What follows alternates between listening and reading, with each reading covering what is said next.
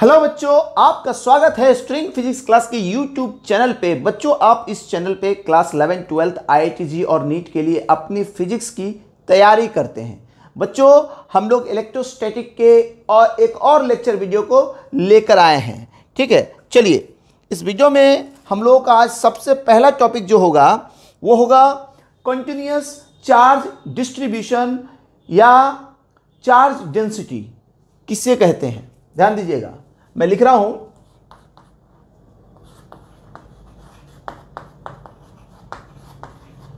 Continuous charge distribution और uniform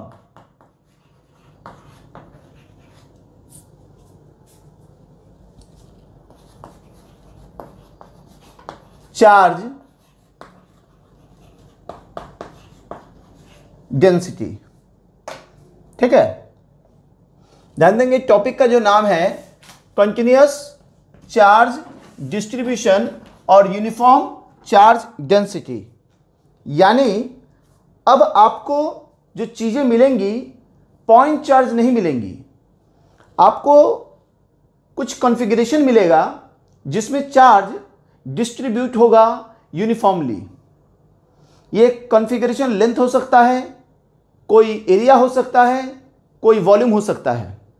for example square is a area, circle, disc, तो इस तरह की चीज़ें आपको मिल सकती हैं।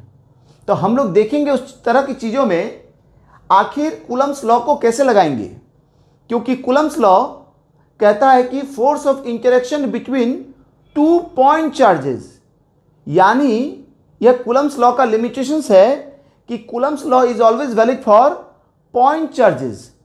तो आखिर जो बड़े बड़े कॉन्फ़िगरेशन वाले ऑब्जेक्ट होंगे जिसमें चार्ज डिस्ट्रीब्यूट किया हुआ होगा, तो आखिर कूलम्स लॉ को वहां हम लोग वैलिडेट कैसे कराएंगे, इस टॉपिक से हम लोग जानेंगे। चलिए, तो कंटिन्यूअस चार्ज डिस्ट्रीब्यूशन क्या होता है मैं पहले लिख रहा हूं, आप नोट भी करते जाइए। when charge is uniformly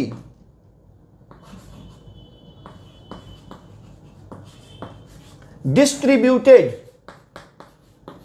when charge is uniformly distributed,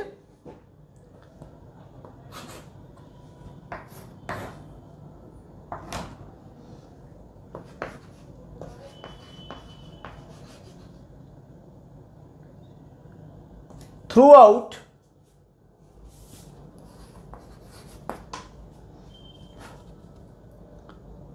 a length, area or volume, then it is known as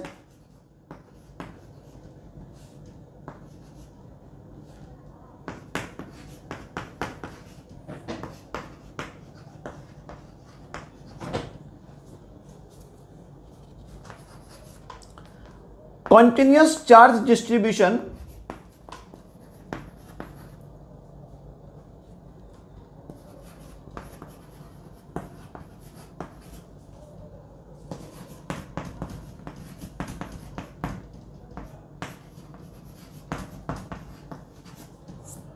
और uniform charge density.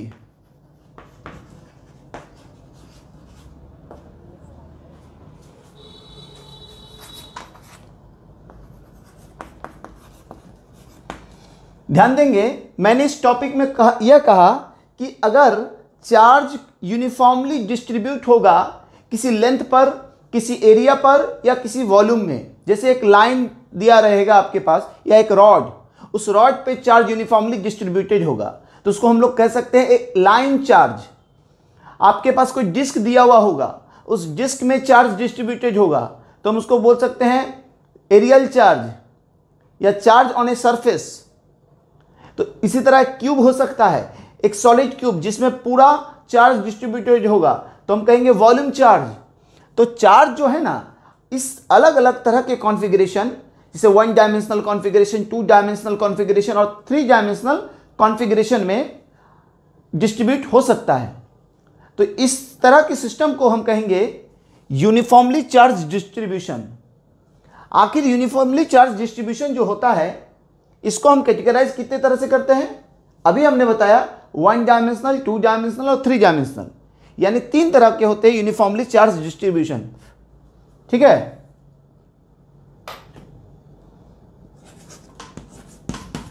It is of 3 types. ये 3 तरह के होते हैं। ठीक है, फर्स्ट देखिए आप,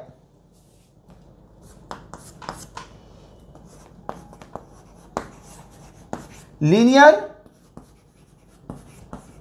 चार्ज डिस्ट्रीब्यूशन और लीनियर चार्ज डेंसिटी। यानी ये 3 प्रकार का होता है। जो पहला है उसे हम लोग कहते हैं लीनियर चार्ज डिस्ट्रीब्यूशन या लीनियर चार्ज डेंसिटी। ठीक है, जो सेकंड है उसको हम लोग कहेंगे सरफेस चार्ज, कहीं कहीं एरियल भी कह सकता है सरफेस की जगह, सरफेस चार्ज डिस्ट्रीब्यूशन और सरफेस चार्ज डेंसिटी। अब इसको नोट करते जाइए बच्चों, इसको नोट कीजिए।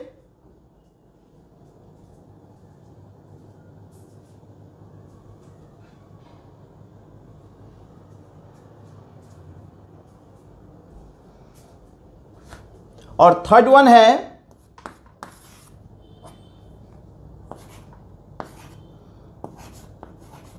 Volume charge distribution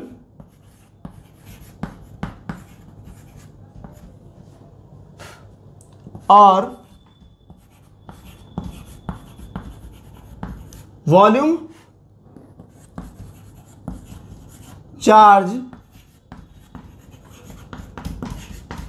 density. Third one जो है वॉल्यूम चार्ज डिस्ट्रीब्यूशन और वॉल्यूम चार्ज डेंसिटी। फर्स्ट जो है वो लीनियर चार्ज डिस्ट्रीब्यूशन और लीनियर चार्ज डेंसिटी।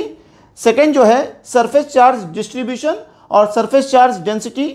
थर्ड जो है वो है वॉल्यूम चार्ज डिस्ट्रीब्यूशन और मतलब या वॉल्यूम चार्ज डेंसिटी।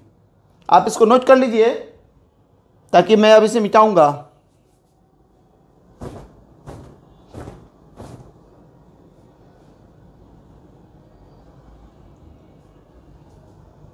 चलिए, वीडियो को पॉज करके भी आप नोट कर सकते हैं।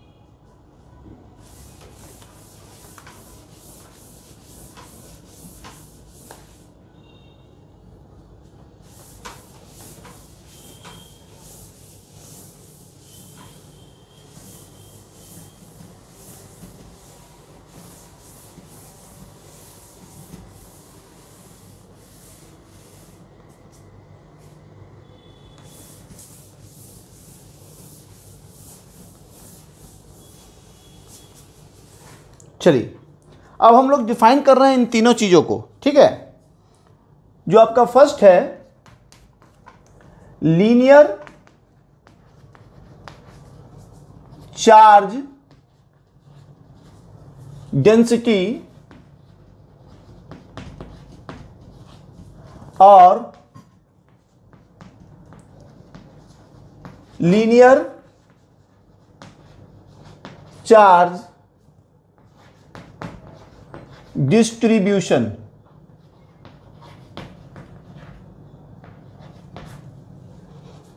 चलिए मैं अब इसको लिखता हूं। When charge is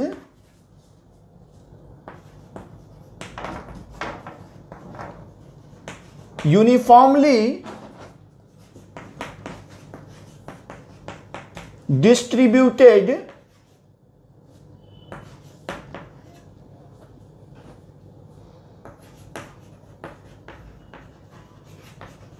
throughout the length। जब चार्ज किसी लेंथ के अलोंग यूनिफॉर्मली डिस्ट्रीब्यूट हो, बराबर रूप से डिस्ट्रीब्यूट हो, तो उसको हम कहते हैं, उस सिस्टम को कहते हैं हम लोग linear charge distribution. When charge is uniformly distributed throughout the length, then it is known as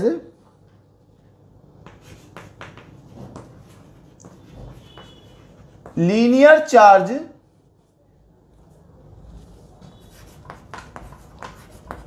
distribution or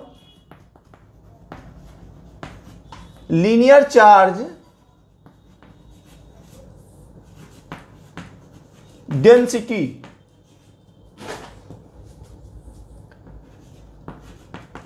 It is a scalar quantity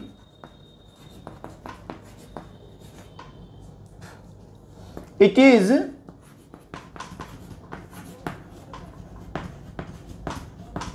denoted by lambda. यह एक स्केलर क्वांटिटी है, इसको डिनोट किया जाता है लैम्डा से। ठीक है, किसी भी चीज के लीनियर डेंसिटी को लैम्डा से ही डिनोट किया जाता है। Its unit is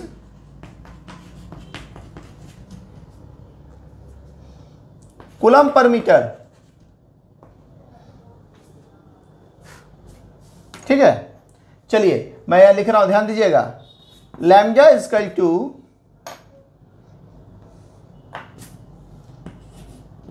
dq by dl, या आप ये भी लिख सकते हैं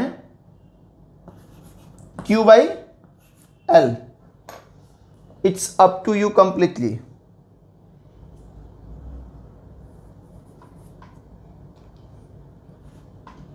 ठीक है,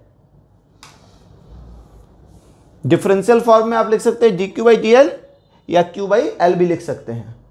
ठीक है, याद रखिएगा q बाई l लिखते वक्त अगर कोई रॉड दिया हुआ है, रॉड का अगर पूरा लेंथ ले रहे हैं तो पूरे लेंथ का चार्ज लेंगे, यहां पर हाफ लेंथ ले रहे हैं तो ये हाफ लेंथ का चार्ज लेंगे, क्वार्टर लेंथ ले रहे हैं तो क्वार्टर लेंथ का ही चार्ज लेंगे। बस इस बात को फॉलो कीजिएगा, बाद बाकी आपको सही होगा। इस थ्योरी का उपयोग करके हम लोग dq को इवेलुएट करते हैं और क्वेश्चन को सॉल्व करते हैं। इसको नोट कीजिए।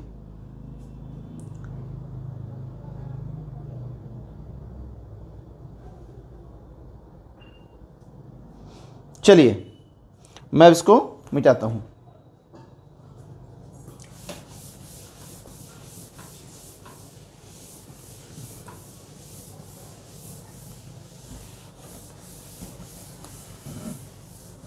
अब हम लोग बात करेंगे सेकंड पर, surface charge density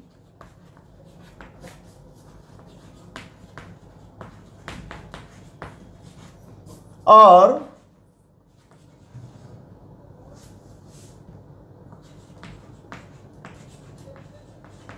surface charge distribution.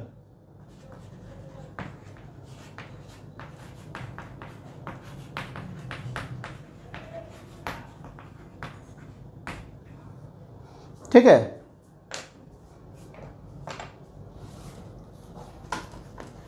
when charge is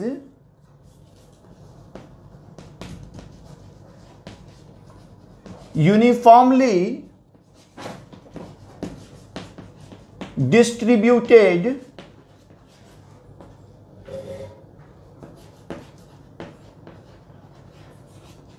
throughout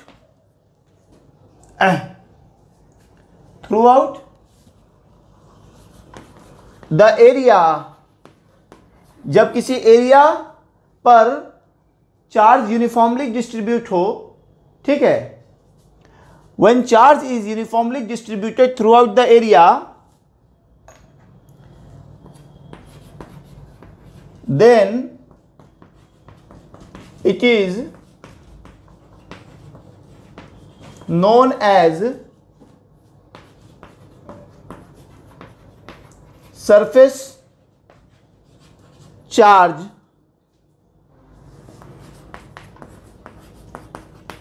distribution और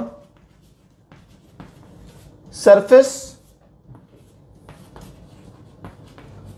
charge density. It is a scalar quantity, यह एक स्केलर क्वांटिटी है।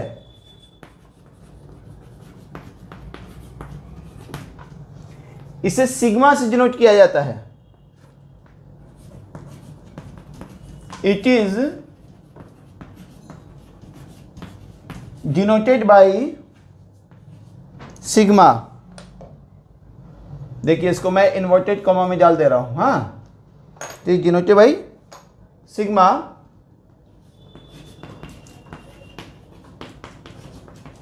Its unit is coulomb per metre square, ठीक है।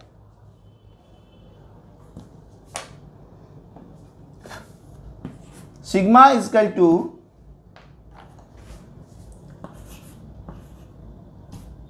D q by d s. ध्यान देंगे ये D S जो हम लोग लिख रहे हैं, कहीं कहीं पे डी ए भी लिखा हो सकता है, क्योंकि एस मतलब सरफेस, ए मतलब भी एरिया, ठीक है। तो इसलिए कहीं कहीं एस होगा, कहीं कहीं ए होगा। इसको ध्यान देंगे, कंफ्यूज होने की जरूरत नहीं है। यानी sigma is equal to either लिखे d q by d s, और आप लिख सकते हैं चार्ज बाई एस।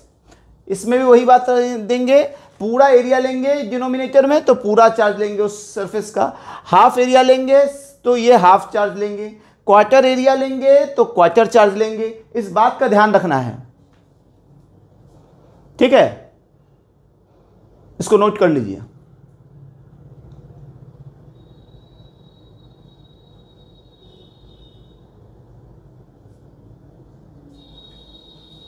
चलिए अब हम लोग थर्ड केस पे बात करेंगे, that is volume charge density.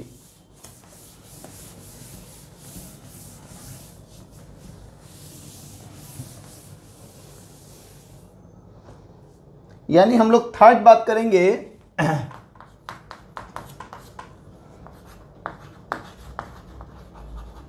Volume charge distribution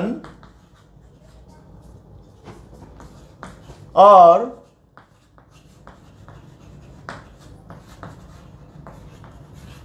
volume charge density, ठीक है।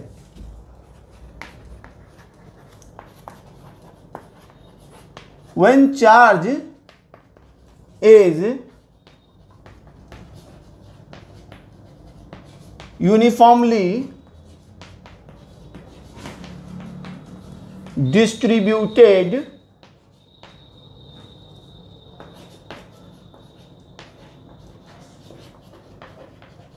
throughout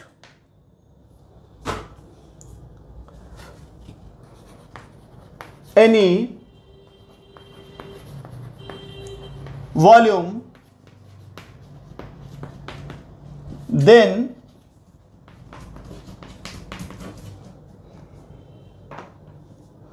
then it is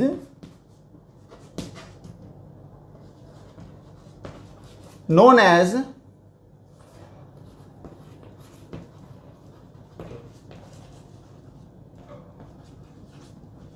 volume charge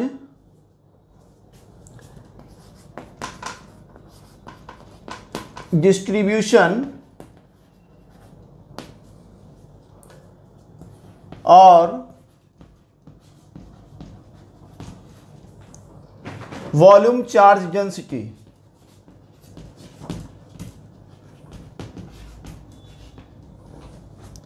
जब चार्ज किसी वॉल्यूम में यूनिफॉर्मली डिस्ट्रीब्यूट होगा तो उसे हम कह सकते हैं वॉल्यूम चार्ज डिस्ट्रीब्यूशन या volume charge density.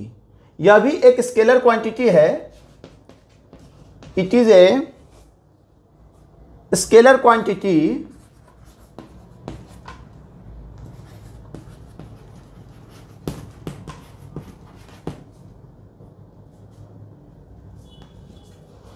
it is denoted by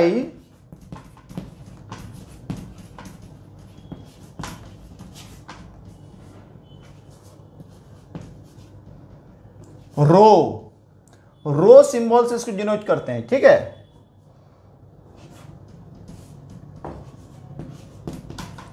it's unit is coulomb metre cube, coulomb per metre cube. Its unit is coulomb per metre cube. ठीक है, चलिए बच्चों, रो इक्वल टू हम लोग लिख सकते हैं d q by d v, या लिख सकते हैं क्यू बाई वी। ठीक है, इसको नोट कर लीजिए। जब चार्ज किसी वॉल्यूम में डिस्ट्रीब्यूट होगा यूनिफॉर्मली तो उसको कहेंगे वॉल्यूम चार्ज डेंसिटी या वॉल्यूम चार्ज डिस्ट्रीब्यूशन। यह एक स्केलर क्वांटिटी है, इसको रो से डिनोट किया जाता है। इसका यूनिट होगा कूलम पर मीटर क्यूब, क्योंकि चार्ज बाय वॉल्यूम। ठीक है, और rho equal to d q by d v या चार्ज बाई वी। नोट कीजिए इसको। कोई प्रॉब्लम है तो आप कमेंट बॉक्स में जाकर लिख सकते हैं, उसके रिलेटिव मैं वीडियो बनाने की कोशिश करूंगा। वीडियो को पॉज करके भी आप नोट कर सकते हैं।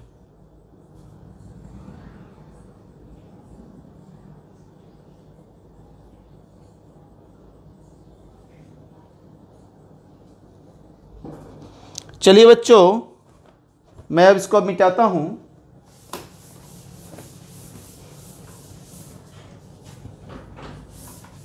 अगर मैं इसे नहीं मिटाऊं तो वीडियो लेक्चर बहुत बड़ा हो जाएगा। आप लोग वीडियो को पॉज करके इसको लिख सकते हैं।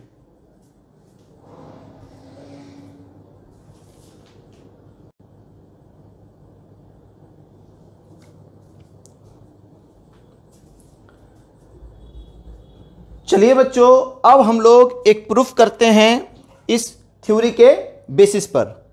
चलिए, और इसके बेसिस से एच.सी. वर्मा बुक में एक क्वेश्चन भी है, तो ये जो प्रूफ कर रहे हैं आप इसको क्वेश्चन भी समझ सकते हैं एच.सी. वर्मा बुक से। ठीक है, चलिए, टॉपिक का नाम है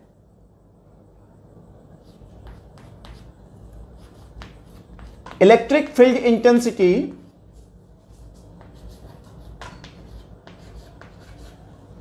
और एच.सी. वर्मा बुक में जो ये टॉपिक से रिलेटेड क्वेश्चन है उसमें इलेक्ट्रिक फील्ड इंटेंसिटी नहीं निकालना है, फोर्स निकालना है। तो जैसे इंटेंसिटी निकाल लेंगे हम लोग, तो इंटेंसिटी में चार्ज से मल्टीप्लाई कर देने पे फोर्स हो जाएगा। मतलब उसमें भी सेम काम करना पड़ेगा आपको। Electric field intensity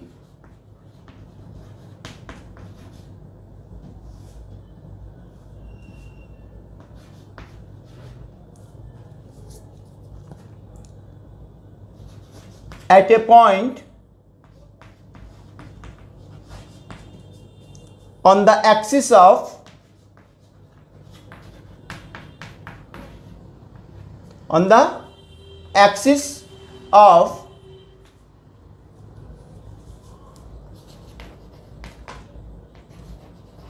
uniformly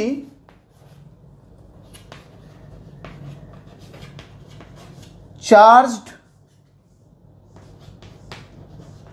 ring.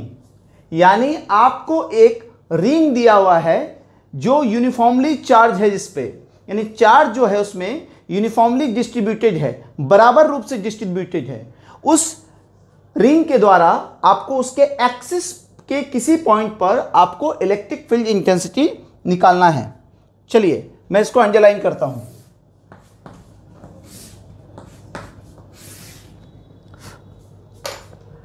ठीक है, मैं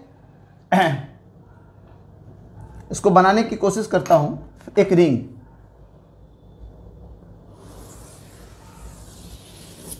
एक रिंग मैंने बनाया। ठीक है,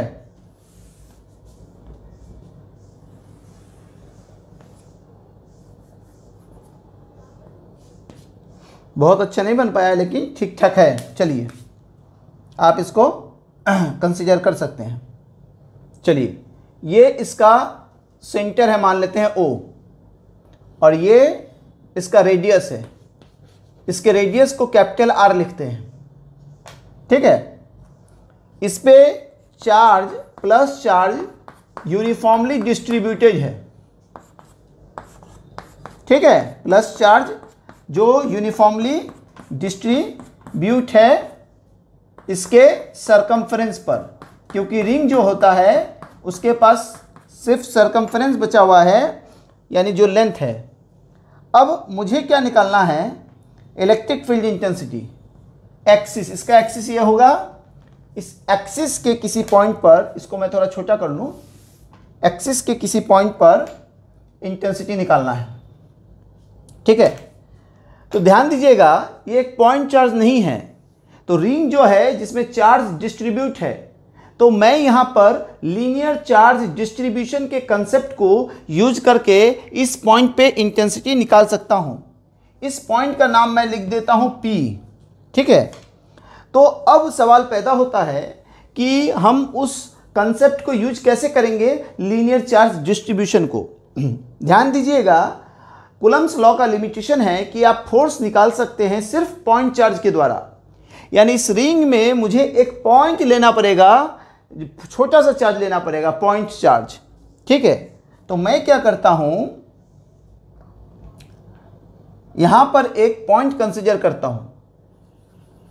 ध्यान दीजिए, वर्टिकली अप। एक टॉपिक का नाम लिखिए ताकि मैं टॉपिक के नाम की जगह को मिटा दूं। बच्चों जल्दी से आप लिखिए इस टॉपिक का नाम। आप वीडियो को पॉज करके भी लिख सकते हैं, मैं इस स्पेस को खाली करना चाहता हूं। ठीक है,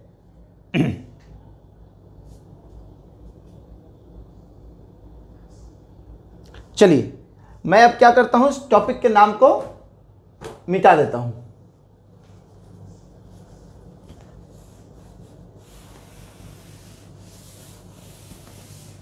ताकि ये जगह मेरे पास मिल गया। ठीक है, चलिए अब ध्यान दीजिएगा, मैं इस जगह पर एक पॉइंट मान लिया, ये पॉइंट का नाम A, जिस पे चार्ज होगा dq।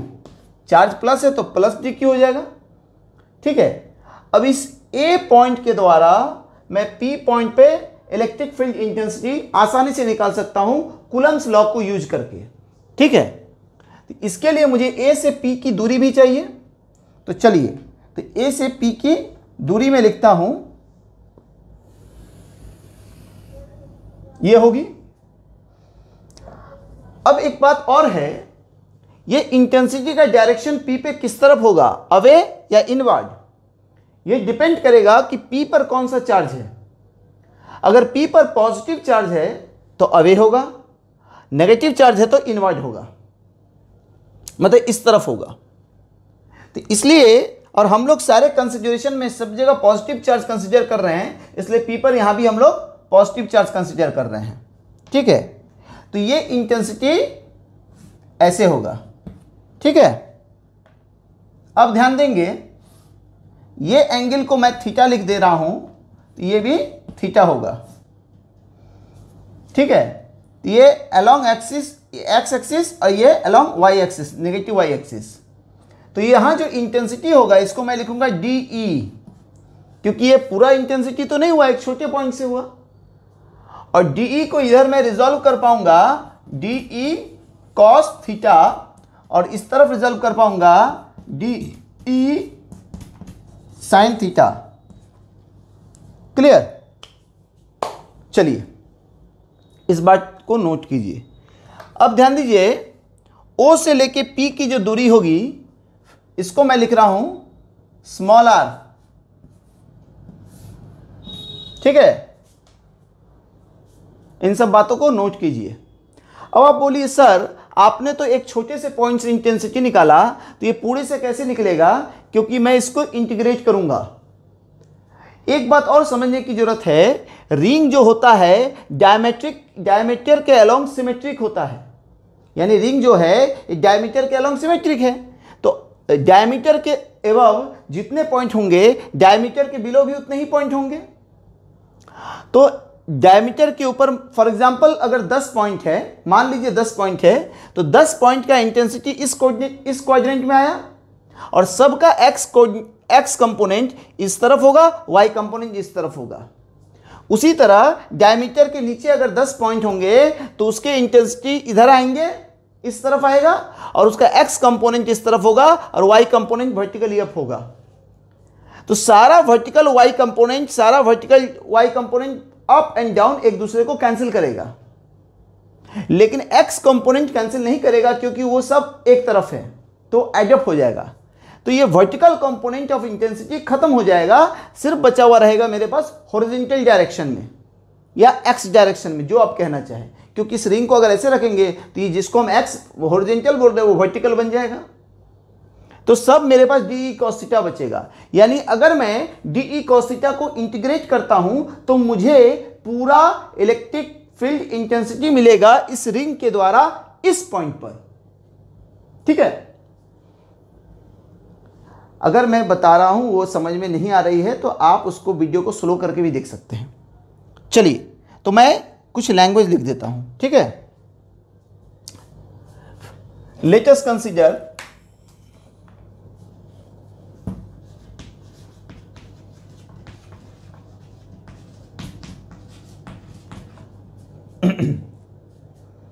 a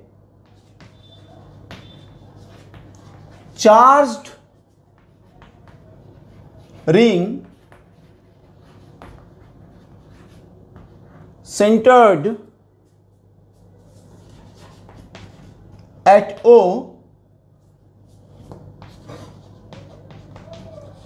having radius capital R, where charge plus Q is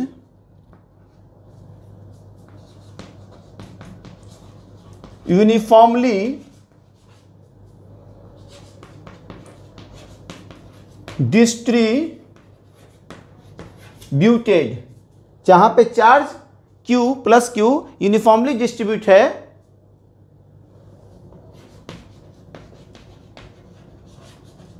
through out it's circumference.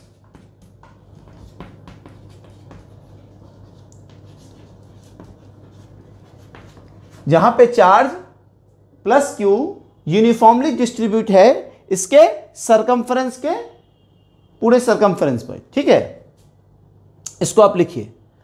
अब हमको क्या करना है, मैंने जितने बात को बताया उसको यहां लिखा। अब मुझे एक पॉइंट कंसीडर करना है P पॉइंट, जहां पे इलेक्ट्रिक फील्ड इंटेंसिटी निकालना है।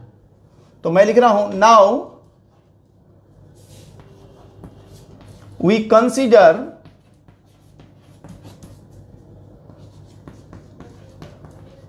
a point P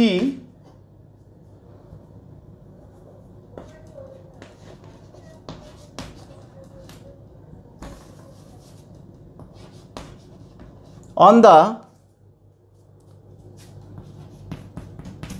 axis of the ring।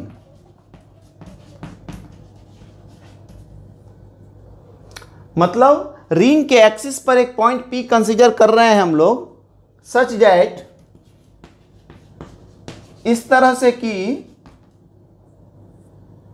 ठीक है, अब मैं नीचे यहां से लिख रहा हूं OP is equal to are,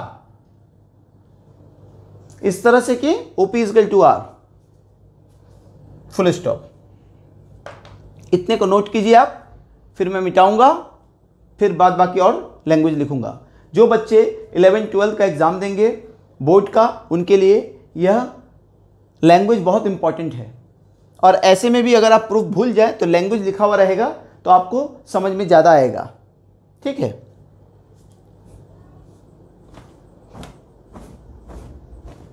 चलिए आप वीडियो को पॉज करके भी लिख सकते हैं।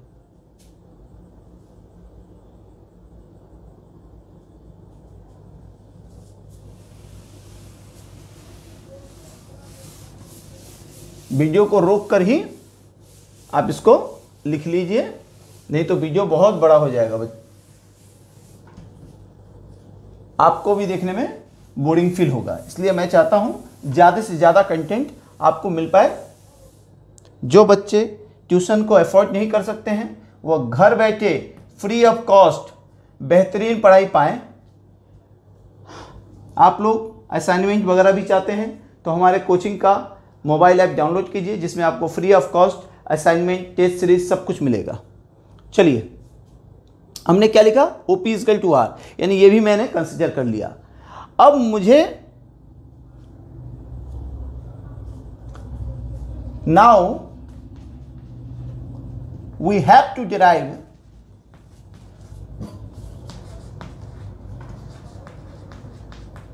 करना क्या है वो चीज लिख रहा हूं।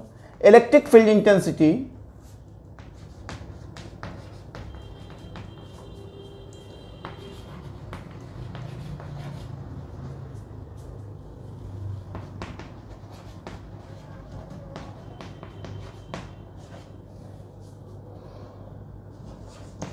at point P due to the ring.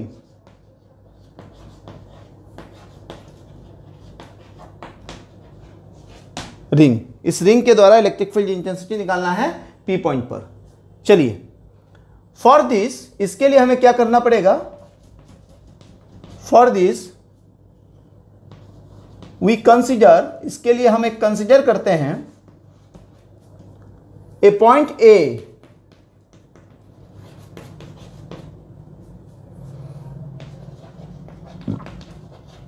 having charge dq, having charge plus dq and length dl। तो मैं इसके लिए मुझे करना क्या है, P पॉइंट पे इलेक्ट्रिक फील्ड इंटेंसिटी निकालना है। ठीक है, तो इसके लिए मैं क्या करूंगा, एक पॉइंट कंसीडर करूंगा A, जिस पर चार्ज प्लस dq है और उसका लेंथ dl होगा। ठीक है,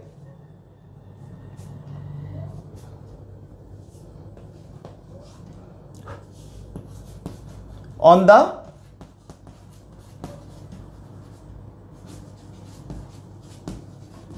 सर्कमफरेंस ऑफ रिंग, रिंग के सर्कमफरेंस पर। ठीक है, इसको आप नोट कीजिए।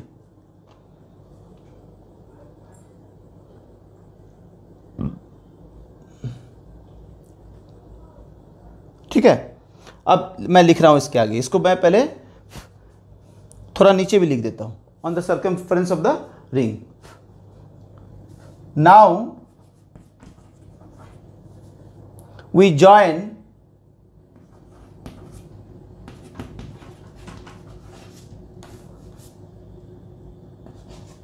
A to P। अब हम क्या करेंगे, A से P को ज्वाइन करेंगे और A से P की डिस्टेंस को हम x मान सकते हैं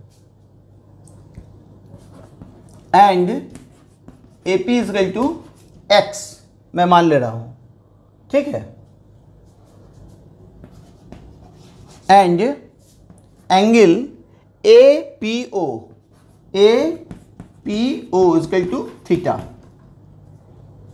यानी अब हमने क्या किया, A से P को ज्वाइन कर लिया और A से P की डिस्टेंस x मान लिया। ठीक है, और angle A P O is equal to theta. चलिए आप इसको लिखें, मैं इसको मिटाऊंगा, थोड़ा बड़ा प्रूफ है।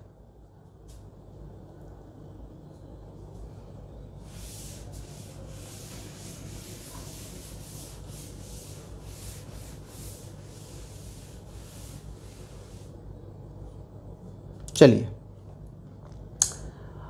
नाउ मैं यहां से लिख रहा हूं, electric field intensity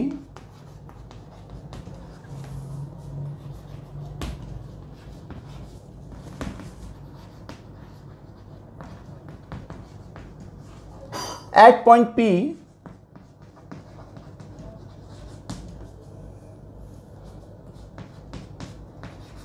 due to A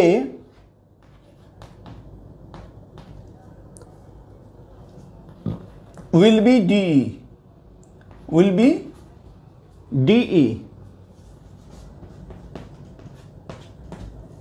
ठीक है, यानी इलेक्ट्रिक फील्ड इंटेंसिटी, देखिए एक चीज मैंने गलती किया था, वेक्टर साइन देना था। तो electric field intensity P point पर A के द्वारा जो होगा डेट इज DE, वो DE होगा। ठीक है, किस तरफ होगा? As shown in the figure, यानी फिगर में जिस तरफ दिखाया गया है उस तरफ होगा। ठीक है, now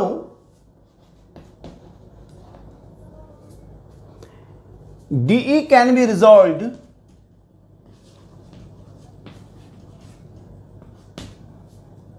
DE can be resolved.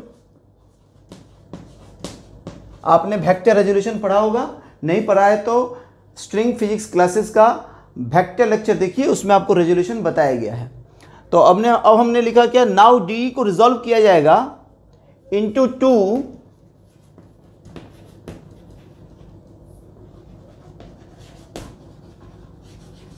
Mutually perpendicular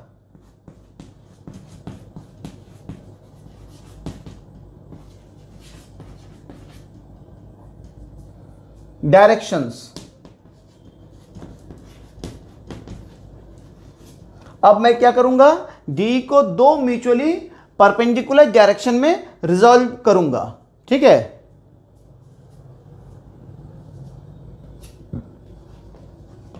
one along horizontal, ठीक है, that is DE cos theta. एक को हॉरिजॉन्टल डायरेक्शन में करूंगा जो होगा DE cos थीटा। इसको मैं मिटा देता हूं,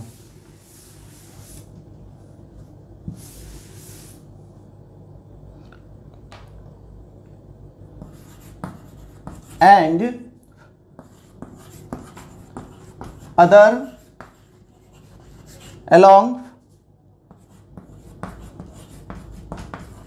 vertical,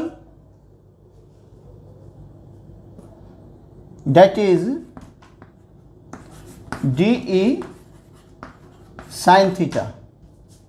एक मैंने किया रिजॉल्व DE को हॉरिजॉन्टल डायरेक्शन में, जो हुआ DE cos थीटा, और वर्टिकल डायरेक्शन में हुआ DE sin थीटा। ठीक है, इसको नोट कीजिए, नोट कीजिए, मिटाना पड़ेगा, वीडियो को रोक कर नोट कीजिए आप। हाँ,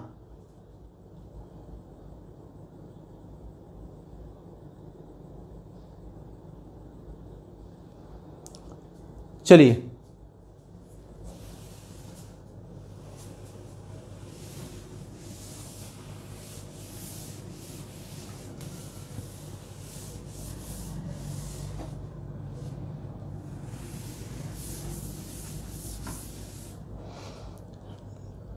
अब मैं एक लाइन लिखता हूं, सिंस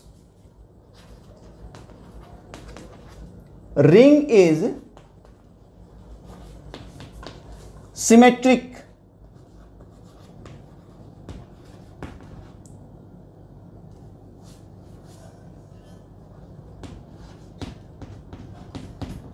along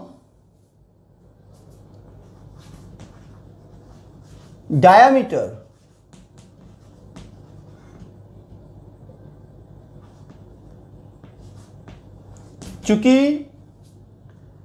चूंकि रिंग जो है डायमीटर के अलोंग सिमेट्रिक होता है, symmetric along diameter, so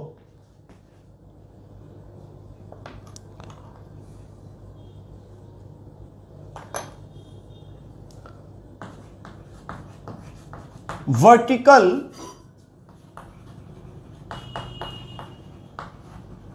components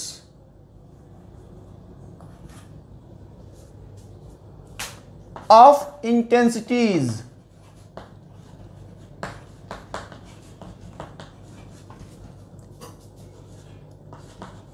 cancel each other.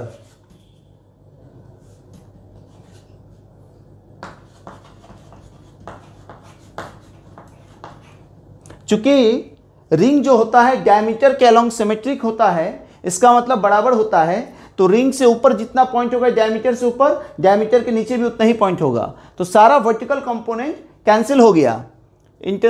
So vertical components of intensities cancel each other and hence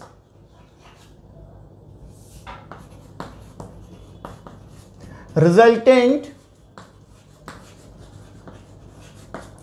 intensity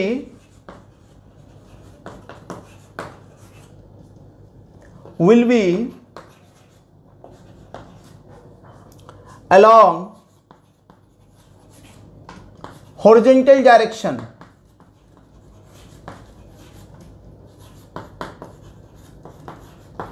resultant intensity किस तरफ होगा? हॉरिजॉन्टल डायरेक्शन की तरफ। ठीक है,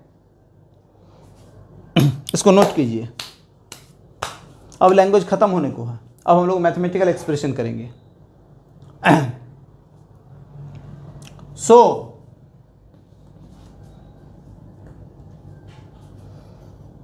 टू फाइंडिंग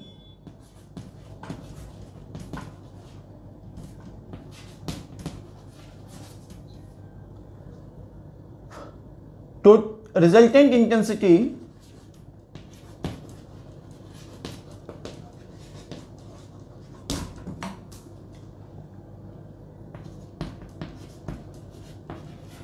at point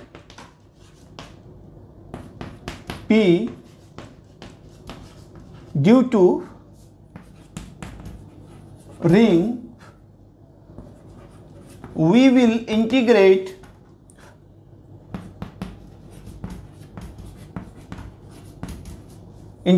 बहुत जल्दी हम लोग इंटीग्रेशन के लेक्चर वीडियो को लेके आने जा रहे हैं मैथमेटिक्स में। ठीक है, तो हमने क्या बोला, रिजल्टेंट इंटेंसिटी पी पॉइंट पर इस रिंग के द्वारा पाने के लिए मुझे क्या करना पड़ेगा कि वी विल इंटीग्रेट, किसको इंटीग्रेट करेंगे? डी कॉस थीटा को। Integrate horizontal component of intensity.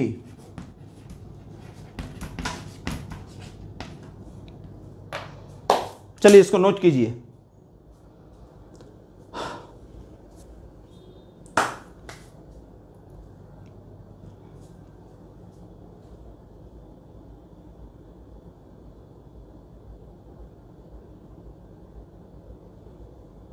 चलिए, यानी इसको पूरा रिजल्टिंग इंटेंसिटी पाने के लिए मुझे क्या करना पड़ेगा? पी पॉइंट पर जो हॉरिजॉन्टल इंटेंसिटी मिला है उसको इंटीग्रेट करना पड़ेगा थ्रू आउट द रिंग। तो अब मैं वही काम करूंगा, इंटीग्रेशन। अब आप उसको ध्यान से देखेंगे। ठीक है, तो रिजल्टेंट इंटेंसिटी क्या हो जाएगा? इंटीग्रेशन 0 to L, पूरा लेंथ जो रिंग का होगा उसमें डी ई कॉस थीटा को इंटीग्रेट करूंगा मैं, डी ई कॉस थीटा को। नोट कीजिए। अब क्या करूंगा मैं? डी ई को पहले लिखना चाहूंगा। डी ई क्या हो जाएगा? ध्यान दीजिए, के D q by x square, क्योंकि ए से पी हमने लिखा था एक्स, एक्स स्क्वायर, ठीक है, एक्स स्क्वायर। और कॉस थीटा को मैं लिख सकता हूं यहां से, ध्यान दीजिएगा, बी बाई एच, बी क्या हो जाएगा आर और एच हो जाएगा एक्स, ठीक है। अब मैं इसको और सिंप्लीफाई करता हूं, 0 से एल के D Q R by x Q. चलिए नोट कीजिए इस मैथमेटिकल एक्सप्रेशन को। अब देखिए x जो है ये है, ये लेंथ है, ये x है, और पाइथागोरस थ्योरम से मैं निकाल सकता हूं x square is equal to l r square plus r square, ठीक है। Since x square is equal to capital are square plus small r square, तो x इज इक्वल टू क्या होगा, root under r square plus r square, या इसको मैं ऐसे भी लिख सकता हूं r square plus small r square का 1/2, ठीक है। चलिए इसको नोट कीजिए, नोट करते जाइए, इसको 1, इसको 2, नोट करते जाइए।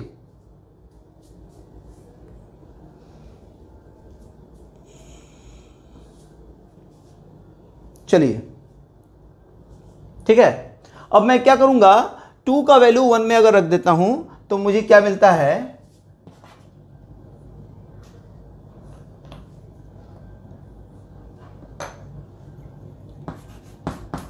Now from 1 and 2 we have 1 and 2 से मुझे क्या मिलता है, ठीक है।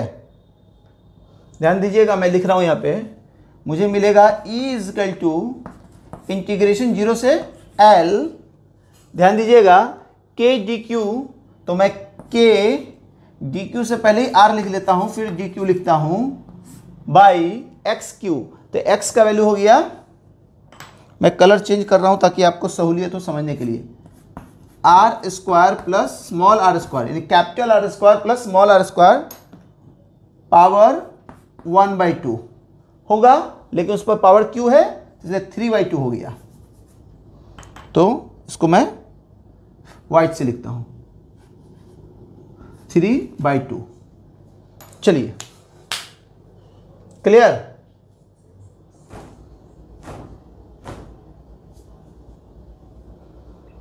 यहां तक पहुंच गए हम लोग,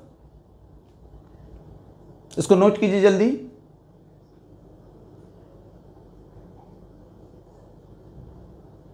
चलिए मैं इसको मिटाता हूं,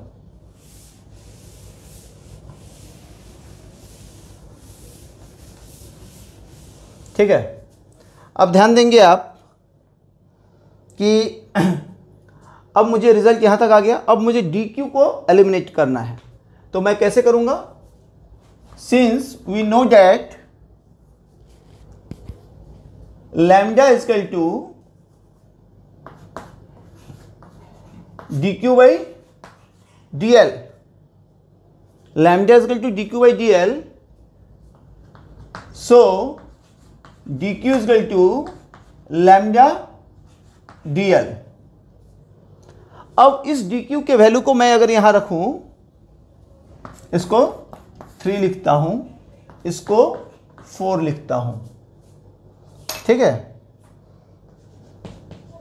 now from 3 and 4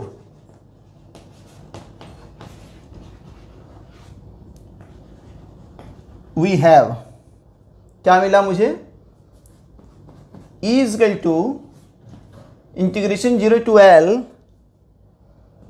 K R d q का value lambda d l by, ध्यान देंगे, r square capital are square plus small r square to the power 3/2।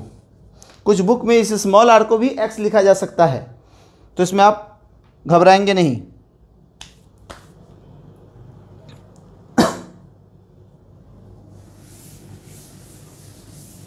चलिए अब क्या करूंगा, मैं इंटीग्रेट करूंगा। मैंने सारा वेरिएबल को चेंज कर लिया एल में। अब मैं क्या करूंगा, सारे कांस्टेंट को बाहर निकाल दूंगा और इंटीग्रेट करूंगा। तो के आर लैम्डा, ध्यान दीजिएगा, capital are square plus small r square to the power 3/2, ये सारे कांस्टेंट हो गए। 0 to L dl, ठीक है, ये क्या हो गया, क्योंकि यहां L वेरिएबल है। अब ध्यान दीजिए, यहां पर मैं ले लूंगा, तो अगर L में तो फंक्शन नहीं है तो मैं ले रहा हूं L to the power 0, L to the power 0 function ले रहा हूं, ठीक है, ताकि इंटीग्रेट करने में आपको आसानी होगी। ऐसे मैं डायरेक्ट भी लिख सकता था L। चलिए इस फिगर को मैं मिटा देता हूं, मेरे लिए स्पेस बचेगा। आप इस फिगर को नोट कर चुके होंगे, नहीं नोट कर चुके हैं तो नोट कर लीजिए।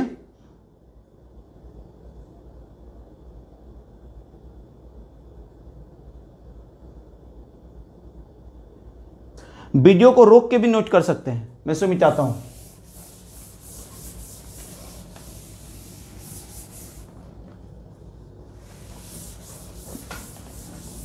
अब मुझे लिखने में आसानी होगी क्योंकि स्पेस खाली हो गया। चलिए अब मैं क्या कर रहा हूं, E इजकल टू क्या हो जाएगा, E इजकल टू सॉरी मैं निकाल चुका था सब, k r lambda by r square plus small r square to the power 3/2 और L टू द पावर 0 का इंटीग्रेशन हो गया L, और L क्या था, total length of the circumference, ठीक है, where L is equal to 2 pi capital R। अब मैं क्या करूंगा, इस L का वैल्यू यहां रखूंगा, ठीक है, L का वैल्यू रखूंगा, लैम्डा का वैल्यू रखूंगा, ठीक है, के, ध्यान दीजिएगा, के आर, ठीक है, अब मैं L का वैल्यू रख दिया 2 पाई R। अब लैम्डा क्या होगा, चार्ज बाई लेंथ, तो टोटल चार्ज क्या था Q और टोटल लेंथ क्या था 2 पाई R, 2 पाई R। तो मैंने K का वैल्यू रख दिया, R का रख दिया, इस L का वैल्यू रख दिया, लैम्डा का वैल्यू रख दिया। अब मेरे पास बचा R square plus small r square to the power 3/2। ध्यान दीजिएगा, इसको नोट कीजिए। अब गौर कीजिए, ये 2 पाई R, ये 2 पाई R कैंसिल हो गया, तो आपके पास जो रिजल्ट आया के क्यू बाई, इसको मैं कलर चेंज कर रहा हूं आपको आसानी हो समझने के लिए, capital are square plus small r square to the power 3/2 और इनटू में आपके पास आर आ गया। ध्यान दीजिए, आप इसको और तोड़ सकते हैं, के को लिख दीजिएगा 1/4 पाई एप्सिलॉन नॉट, मैं लिख देता हूं यहां बगल में, since k is equal to 1/4 pi epsilon naught, ठीक है। अब आप इसको पुट कीजिएगा, ये रिजल्ट होगा। H.C. वर्मा जी के बुक में जो ये क्वेश्चन है, यहाँ पर इंटेंसिटी नहीं निकालना है, फोर्स निकालना है। तो जैसे हम लोगों ने इंटेंसिटी निकाल लिया, P पॉइंट पे वहाँ पर एक चार्ज दिया हुआ है, तो उस चार्ज से इसमें मल्टीप्लाई करेंगे तो फोर्स हो जाएगा, बस इतना ही का फर्क है। यानी इसको आप एक प्रूफ न समझ के वर्मा जी की किताब का एक क्वेश्चन भी समझ सकते हैं, ठीक है। चलिए ये कंप्लीट हुआ, इसको आप नोट कर लीजिए इस पूरे एक्सप्रेशन को। इसमें मैथमेटिकली कहीं भी अगर आपको दिक्कत हो रही होगी तो आप कमेंट बॉक्स में लिखिए, मैं उसके लिए अलग से वीडियो बनाने की कोशिश करूंगा। बच्चों आप इसको नोट कर लें।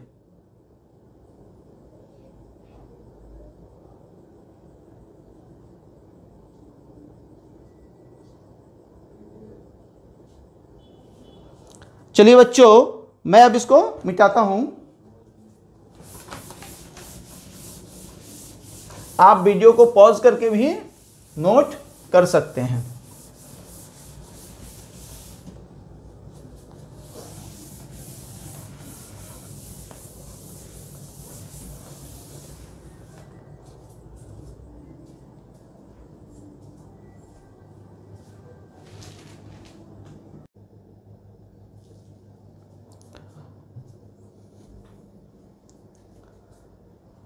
बच्चों अब हम लोग डिस्कस करेंगे इलेक्ट्रिक लाइन ऑफ फोर्स के बारे में।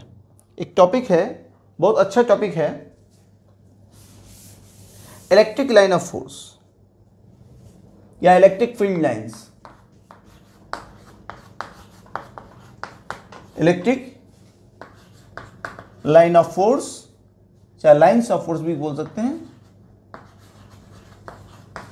और electric field lines. Electric field lines ये क्या है? देखिए बच्चों, कूलम्ब लॉ ने यह बता दिया कि दो चार्ज के बीच अट्रैक्शन या रिपल्सन का जो फोर्स होगा उसका मैग्नीट्यूड क्या होगा। लेकिन आखिर दो चार्ज ऑपोजिट चार्ज अट्रैक्ट क्यों करता है और सेम चार्ज यानी लाइक चार्ज रिपेल क्यों करता है, इस कंसेप्ट को एक्सप्लेन इस टॉपिक ने किया। ठीक है, तो इस टॉपिक के अनुसार इलेक्ट्रिक लाइन ऑफ फोर्स क्या है?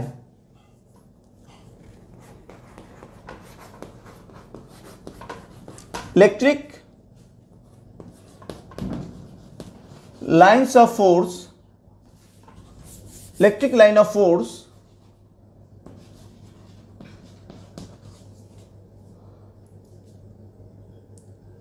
is actually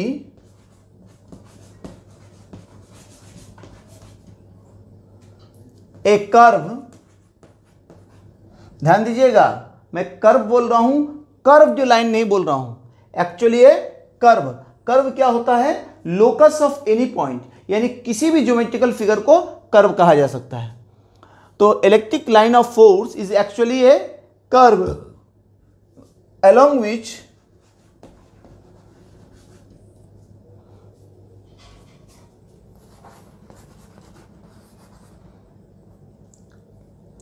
an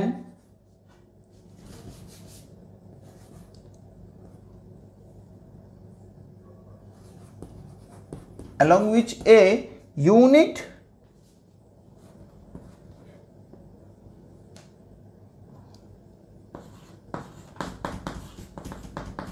positive charge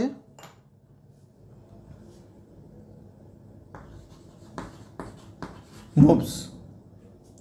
यानी इलेक्ट्रिक लाइन ऑफ फोर्स क्या है? एक कर्व है जिसके along unit positive charge move कर रहा होगा। ठीक है, एंड टेंजेंट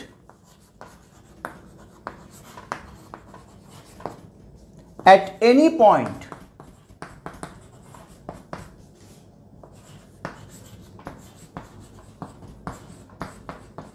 और इस पाथ के किसी भी पॉइंट पर अगर हम टेंजेंट लेंगे, and tangent at any point of this path gives the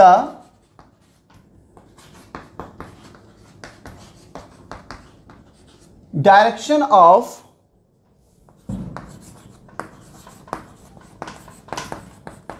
electric field intensity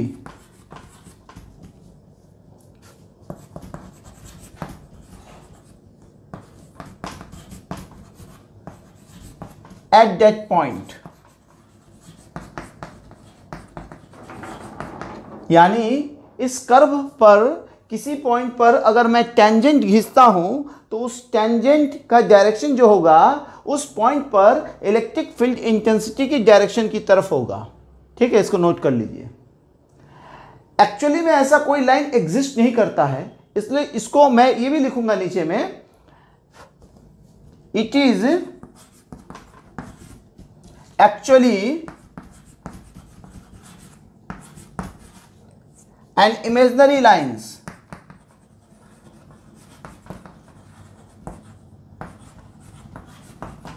यानी ये एक्चुअली इमेजिनरी लाइंस है।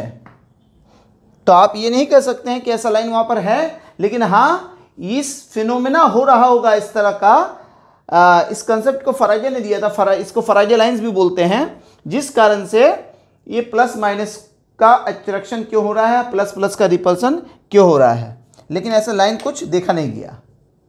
ठीक है, चलिए, ये ऑब्जर्व फिनोमेना के आधार पे इस कंसेप्ट को बताया गया है। इसको नोट कर लीजिए, फिर प्रॉपर्टीज में लिखूंगा।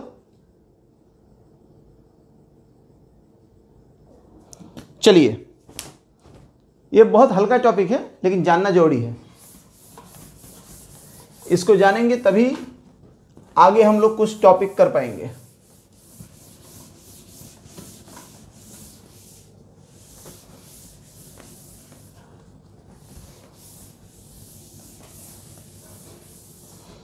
अब मैं लिखता हूं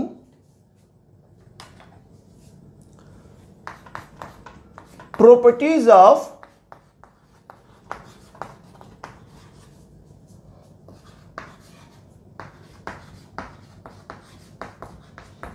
electric line of force.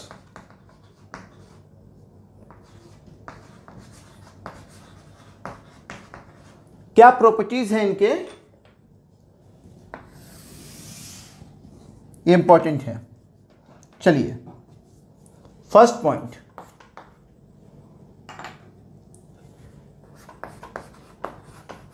They starts from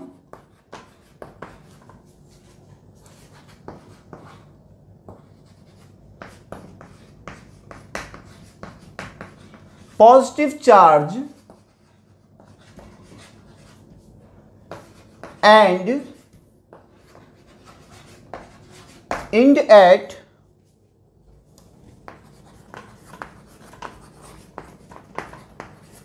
negative charge. ये लाइन पॉजिटिव चार्ज से शुरू होते हैं और नेगेटिव चार्ज पर एंड होते हैं, लेकिन पॉजिटिव चार्ज के अंदर में कोई लाइन नहीं है, नेगेटिव चार्ज के अंदर में कोई लाइन नहीं है। ठीक है, मैं इसी में लिख रहा हूं, no such lines exist inside the charge. यानी चार्ज के अंदर ऐसा कोई लाइन नहीं है, यानी चार्ज के सरफेस से शुरू हो रहा है और सरफेस पे ही खत्म हो रहा है। ठीक है, चलिए दूसरा point, these lines are normal at the surface of charge.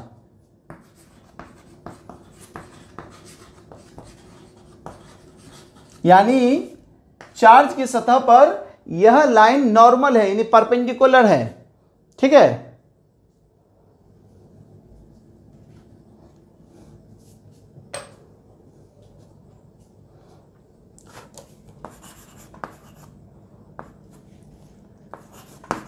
Radially outward, radius भी सरफेस पे स्फेरिकल सरफेस के सरफेस से परपेंडिकुलर होता है, इसलिए रेडियल डायरेक्शन में बोल सकता हूं। Radially outward in case of positive charge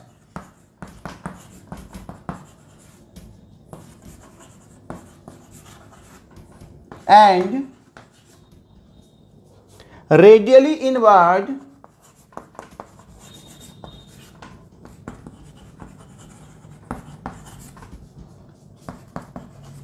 in case of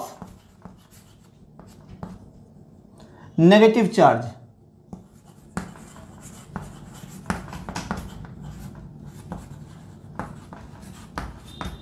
ठीक है,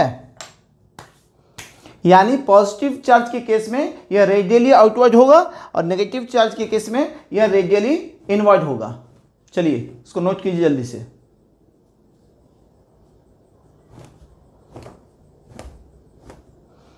मैं मिटा रहा हूं, आप वीडियो को पॉज करके नोट कर लीजिएगा।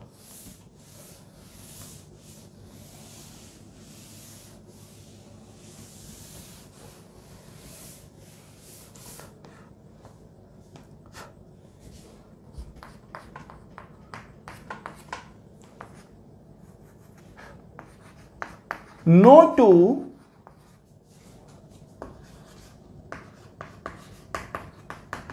इलेक्ट्रिक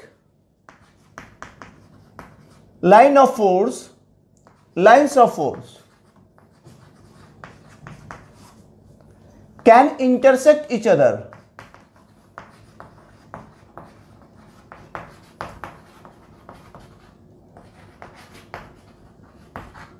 कोई दो भी इलेक्ट्रिक लाइन ऑफ फोर्स एक दूसरे को नहीं काट सकता है,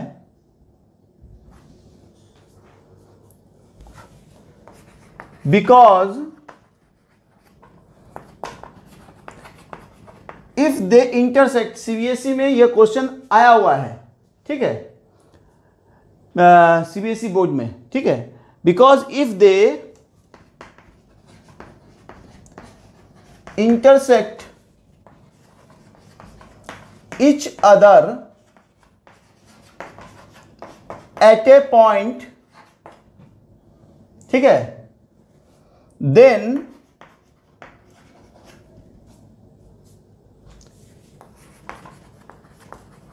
there will be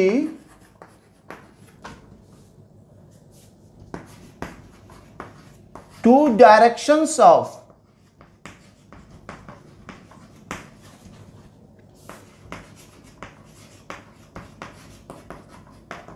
electric field intensity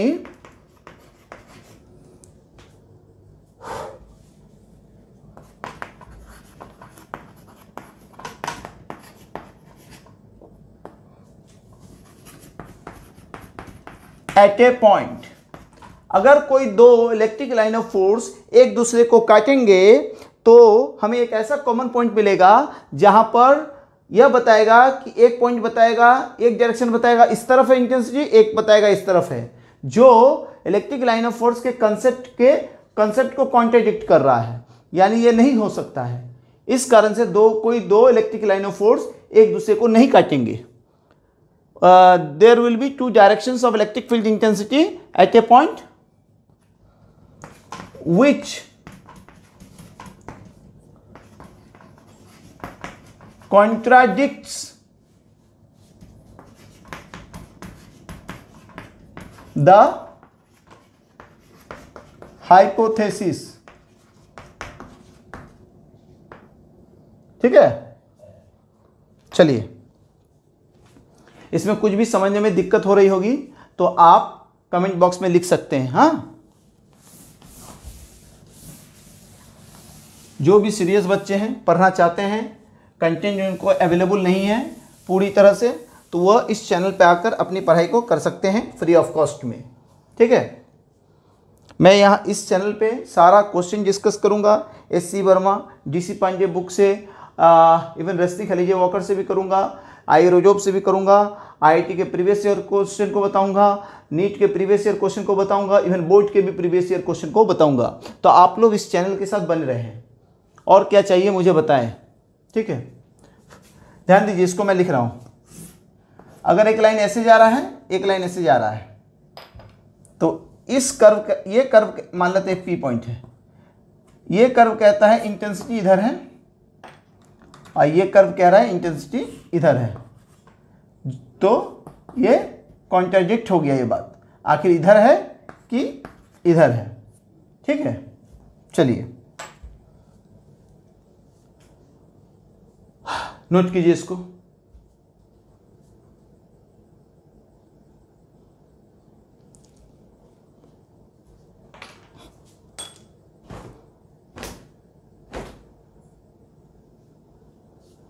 चलिए मैं इसको मिटा रहा हूं, आप वीडियो को पॉज करके नोट कर सकते हैं।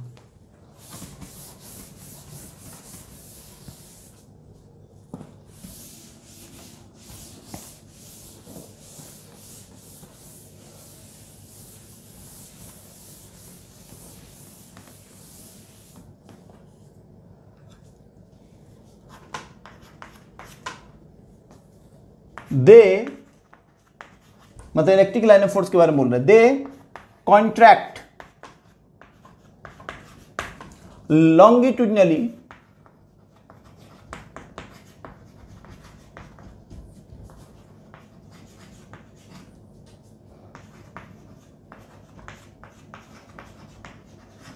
on account of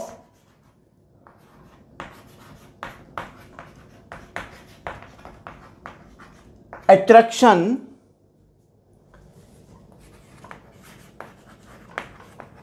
between two opposite charges,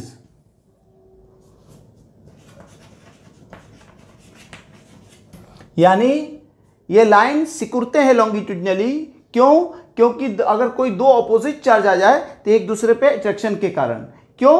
क्योंकि एक प्लस चार्ज से लाइन निकलेंगे और माइनस चार्ज पे लाइन जाएंगे, between two opposite charges, and they exert lateral pressure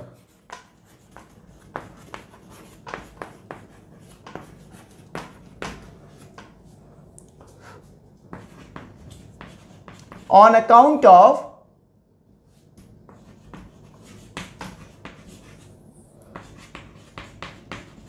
repulsion between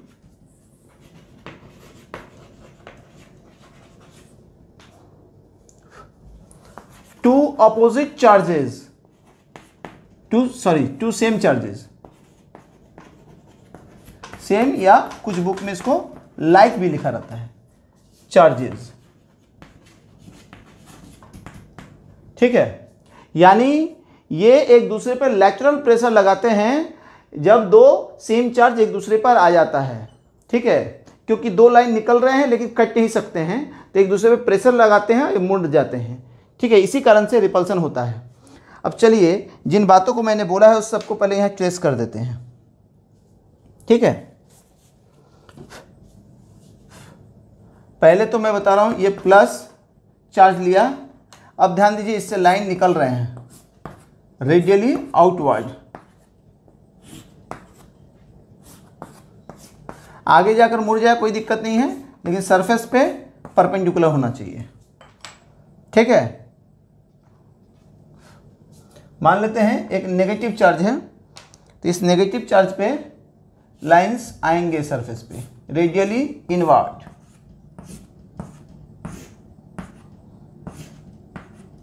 ठीक है, ऐसे बना दीजिए, नोट कीजिए इसको। मतलब ऐसे मैंने इतना ही बनाया, बहुत सारे लाइन हो सकते हैं।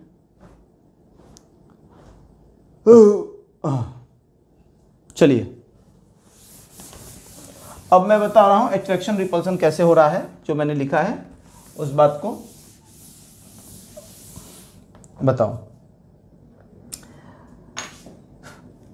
ये एक प्लस चार्ज है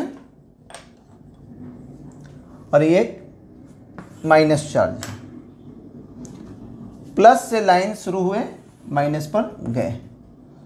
प्लस से लाइन शुरू हुए हैं, देखिए सरफेस पे यहाँ परपेंडिकुलर, सरफेस पे परपेंडिकुलर, लेकिन आगे मुड़ गया।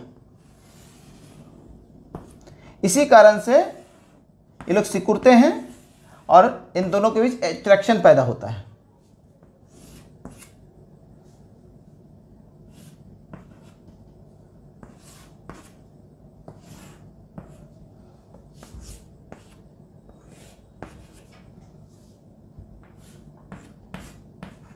ऐसा आप भर दे सकते हैं। ठीक है, इसको बनाइए।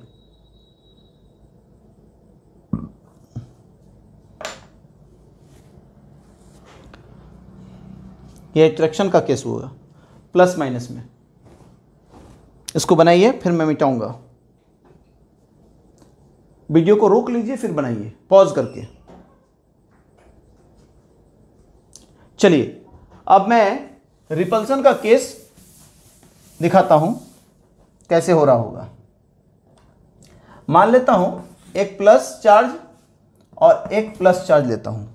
ठीक है, तो लाइंस इससे भी निकलेंगे और इससे भी निकलेंगे, तो ये दोनों को कटना नहीं है, जिस कारण से ये दोनों मुड़ गया। ठीक है,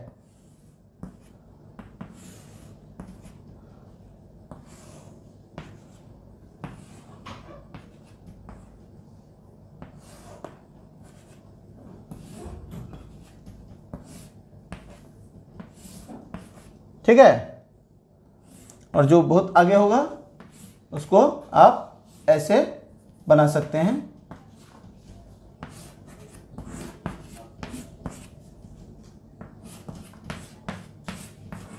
ठीक है, ये रिपल्सन होने के कारण है, ये मुड़ गया लाइन तो एक प्रेशर बना रहा है एक दूसरे पर। इसको नोट डाउन कीजिए, इसको रोक कर, वीडियो को रोक कर नोट कीजिए।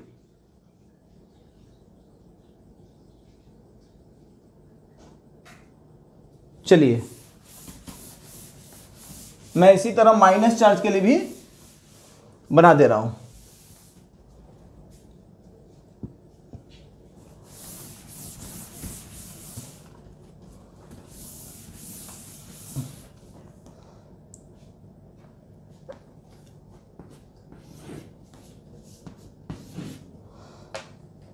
देखिए, लाइंस कहीं से आ रहे होंगे इस पर,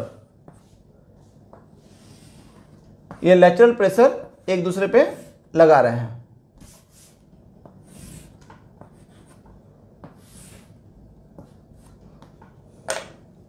मैं थोड़ा कलर और चेंज कर रहा हूं, आप कलर चेंज करके नहीं बनाएंगे, मैं आपको समझाने के लिए कलर चेंज कर रहा हूं, आपकी विजिबिलिटी अच्छी हो इसके लिए कलर चेंज कर रहा हूं।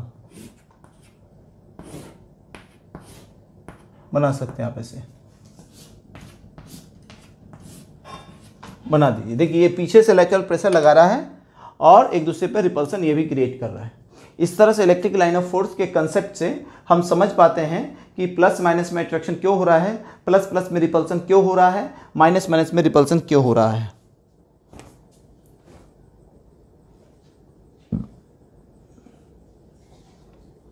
इसको नोट कर लीजिए। चलिए, वीडियो को रोक कर इसे नोट कर सकते हैं। एक फिफ्थ प्रॉपर्टी और मैं लिख देता हूं,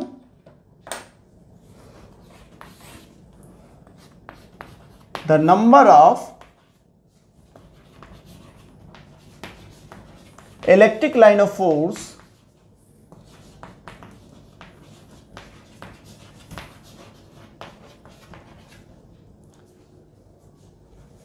indicates the density of electric field.